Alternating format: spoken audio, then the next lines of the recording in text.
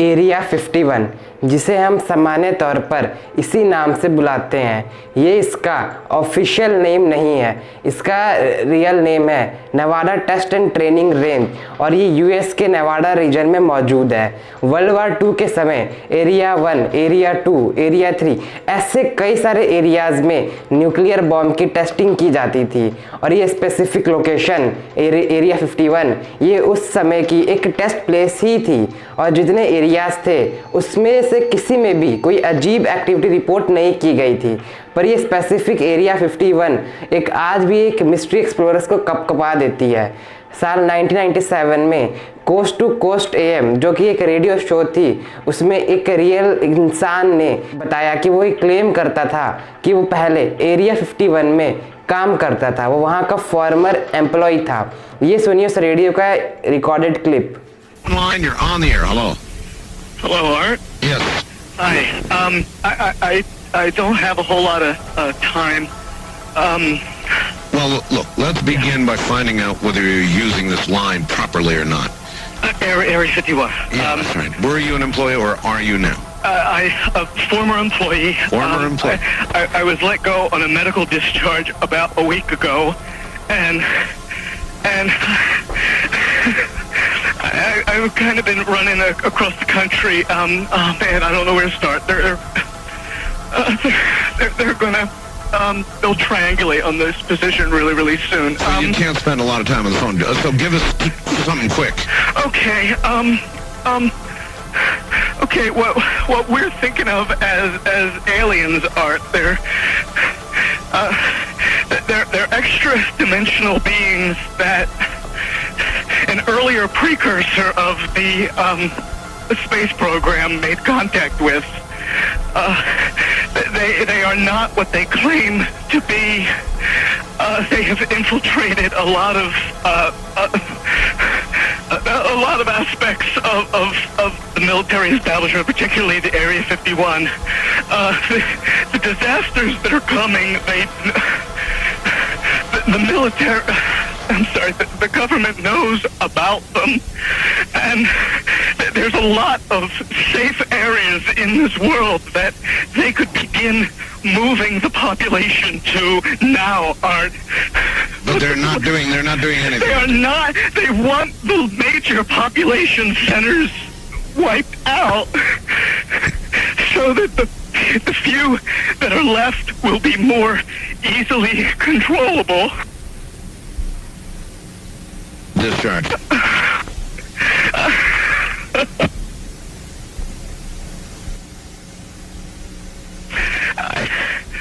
I started getting. Radio show पर live ही एक phone call cut हो जाता है, और इस अनजान इंसान का क्या हुआ ये किसी को भी नहीं पता। पर इसकी बातों पर ध्यान दिया आपने, इंटर डायमेंशनल बींग्स की बात की इसने। अगर आप गूगल मैप पे एरिया 51 को देखोगे या अपने इस ड्रोन कैमरे के इसके ऊपर भेजोगे तो वो लोकेशन कुछ ऐसा दिखेगा।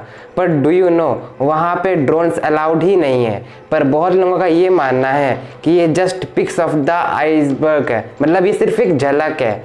मतलब इसके हिसाब से कि इस जगह के नीचे एक अंडरग्राउंड नेटवर्क टनल मौजूद है, और उस जगह पे जूम करने पर हमें कई ऐसे इंटरेंसेस भी देखने को मिलते हैं, इसमें कई दरवाजे दिखते हैं जो ये साफ साफ बताता है कि ये अंडरग्राउंड से कनेक्टेड है। एक इंसान जिसका नाम है बॉब लेजार, और वो ये क्लेम करता है कि वो एरिया 51 में पहले काम करता था, और वो S4 नाम के डिपार्टमेंट में काम करता था। उसका ये कहना था कि उस डिपार्टमेंट में जो एलियंस जो व्हीकल्स होती थी उनको स्टडी की जाती थी कि आखिर वो कैसे उड़ती हैं। उसने ये कहा था कि एरिया 51 की टीम UFOs और एलियंस को कैप्चर करके उनके ऊपर रिसर्च करती थी कि आखिर एलियंस UFO को बिना फ्यूल के हवा में कैसे उड़ाते हैं, ये उसके बारे में वहाँ पे जांच करते थे। उन्होंने 1991 में डिस्कवर किया था कि आखिर एलियन के स्पेस क्राफ्ट आखिर काम कैसे करते हैं। उसका डिटेल स्टडी की थी कई सालों तक। उनके क्राफ्ट में एक ऐसा मेटल यूज़ किया जाता था जिसका एटॉमिक वेट है 115, जो कि अननोन था उस समय 1989 में। जो ऐसा मेटल था जिससे एंटी ग्रेविटी फील्ड को क्रिएट किया जाता था, इसलिए एलियंस के स्पेस क्राफ्ट बिना किसी फ्यूल के उड़ सकते थे। एलिमेंट 115 या अनपेटियम 2003 में असल में डिस्कवर हुआ। मतलब वो एक नॉर्मल मेटल के रूप में दुनिया के सामने आया, साइंस के सामने आया। पर बात ये है कि बॉब लेजार ने इसके बारे में 14 साल पहले 1989 में ही बता दिया था। या बॉब लेजार के हिसाब से कि एक्स्ट्राटेरियल्स ये दुनिया पे करोड़ों साल से विजिट करते आ रहे हैं और करते रहेंगे, और जिन स्पेस क्राफ्ट रिसर्च वो अपने हाथों से किए थे वो धरती से 44 प्रकाश मंजिल दूर धरती से आया था। एरिया 51 के रहस्य को और रहस्य ये एक फैक्ट और बना देती है कि कोई भी पैसेंजर एयरक्राफ्ट या हेलीकॉप्टर या यहाँ तक कि मिलिट्री एयरक्राफ्ट को भी इस एरिया के आसपास कोई नहीं भटकने दिया जाता है। ड्रोन तो दूर की बात, और किसी भी सैटेलाइट को परमिशन नहीं है कि वो ऊपर से इसके फोटोज को खींचे। और आप जितने इमेजेस भी इंटरनेट पे देखते हो या जितने भी फोटोज आप इस वीडियो में देख रहे हो वो 10 से ज़्यादा किलोमीटर दूर पहाड़ों से खींची गई है हाईटेक जूम कैमरास की मदद से। कई लोगों का मानना यह है कि ये सिर्फ एक मिलिट्री टेस्टिंग जोन है जहाँ पे मिलिट्री के वेपन्स टेस्ट होते हैं और यहाँ पे कोई मिस्टीरियस नहीं है। पर आप एक बात सोच रहे हो कि कितनी रेस्ट्रिक्शंस है इस एरिया को लेकर, लेकिन आज तक वहाँ की गवर्नमेंट ये नहीं बताई कि आखिर वो कि अलाउ क्यों नहीं करते हैं। तो अगर वहाँ पे अगर कुछ नहीं है तो वो इतने ज़्यादा रेस्ट्रिक्शंस क्यों है? एयरक्राफ्ट अलाउ नहीं है, वहाँ से हम फोटो नहीं खींच सकते, और जनरल पब्लिक को वहाँ से तो आसपास भटकना मना है। और एक फैक्ट ये है कि एरिया 51 को एक असल जगह भी डिक्लेयर नहीं किया था अंटिल 2013, जब तक CIA ने पब्लिकली उस जगह पर अस्तित्व पर हाँ कहा। रॉबर्ट लेजार नाम का व्यक्ति भी एनर्जी डिपार्टमेंट में वो काम करता था एरिया 51 में। वहाँ फ्लाइंग सॉसर्स यानी कि UFO के एनर्जी को वो हार्नेस करते थे एक लार्ज हार्नेशन मशीन के जरिए।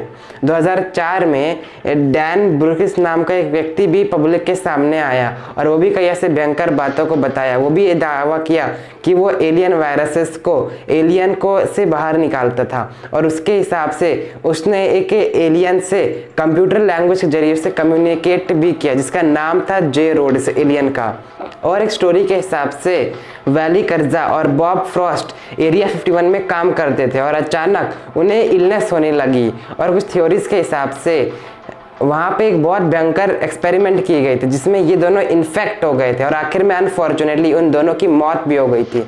और इन दोनों की घटना को कवर अप करने की कोशिश की गई, इन दोनों को छुपाने की कोशिश की, और फिर एक अनजान व्यक्ति ने इन दोनों का न्याय दिलवाने के लिए एक एम्प्लॉयज़ का ख्याल ना रखने का केस दर्ज कर दिया। लेकिन उस समय एरिया 51 को रियल नहीं माना जाता था, मतलब वो आम जनता के लिए वो एग्जिस्ट ही नहीं करता था, इसलिए उससे कोर्ट ने भी टाल दिया। लेकिन आखिरकार कुछ सपोर्ट करने वाले डॉक्टर्स ने उनके बॉडी को चेक किया, और पर डॉक्टर्स भी समझा नहीं पाए कि आखिर उनके बॉडी में क्या हुआ था।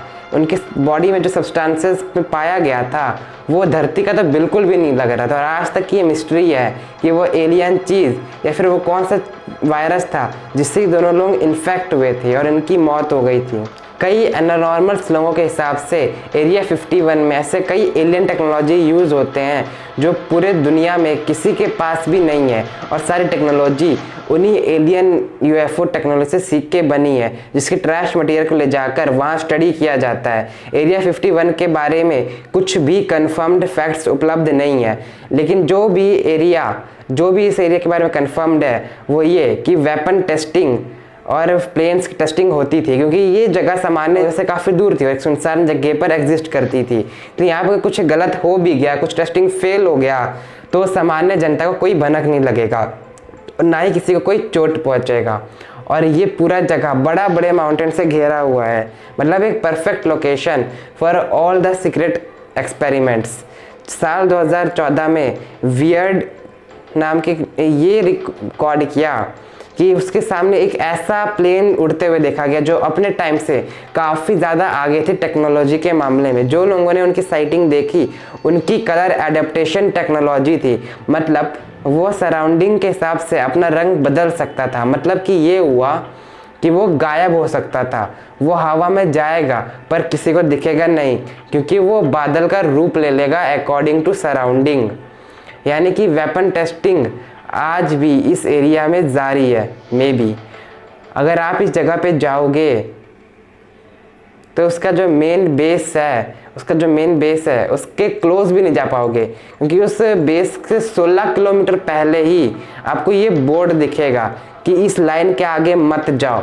और वहाँ पे कई रियल टाइम सिक्योरिटी कैमरा भी लगे हुए हैं और टावर पर बैठे लोग 24 घंटे 7 दिन यहाँ की देख रेख करते हैं। और जैसे कि मैंने आपको बताया कि इस जगह का फ़ोटो खींचना भी मना है, जैसा कि आप इस बोर्ड पर देख सकते हो। और आप यकीन नहीं करोगे कि इस एरिया के चारों ओर मैग्नेटिक सेंसर्स लगे हुए हैं, जो इस एरिया के आसपास आने वाले सभी व्हीकल्स को और एयर व्हीकल्स को सिग्नल देकर रोक देते हैं और व्हीकल्स के स्पीड को ट्रैक करते हैं। और वहाँ सारे इन्फॉर्मेशन को वहाँ सिक्योरिटी टीम तक जाती है। वहाँ की सिक्योरिटी टीम का एक एक्स गार्ड जिसका नाम था फ्रेड डनहैम, उसने रिवील किया कि उसे ये ऑर्डर मिला था कि अगर उस बाउंड्री के आसपास भी कोई दिखे, चाहे वो कोई भी हो, उसे गोली मार देना।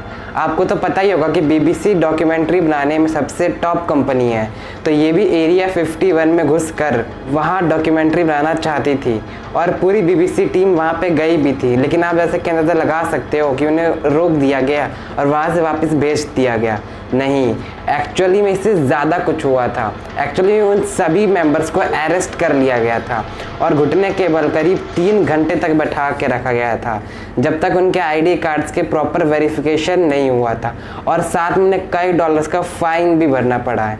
और एक्सप्लेनेशन मांगने पर कोई भी एक्सप्लेनेशन नहीं देता, बस यही बताया जाता है कि वो एक वेपन टेस्टिंग लोकेशन है। बट दुनिया में ऐसे हज़ारों लोकेशन है, बट आज तक किसी पर भी कोई क्वेश्चन नहीं उठता है। लेकिन क्यों, इसी पर ही क्यों उठता है?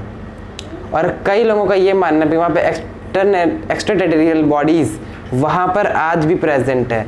वहाँ पे आपको ऊपर में एक सब चीज़ नॉर्मल ही दिखता है, बट माना जाता है कि उसके नीचे आज भी एक हाई लेवल का टेक्नोलॉजी बेस मौजूद है। तो आपको ये वीडियो कैसा लगा मुझे नीचे कमेंट्स में बताना, और आपको क्या लगता है कि एरिया 51 में क्या होगा? अपना ज़रूर कुछ भी एक पॉइंट ऑफ व्यू नीचे कमेंट में ज़रूर बताना। वीडियो अगर पसंद आए तो ज़रूर से लाइक कर देना और चैनल को सब्सक्राइब करके बेल आइकन को भी ऑल नोटिफिकेशन में ज़रूर सेलेक्ट करना, जिससे मैं जैसे वीडियोज़ अपलोड करूँ उसकी नोटिफिकेशन आपके पास आ जाए। Thank you so much for watching this video.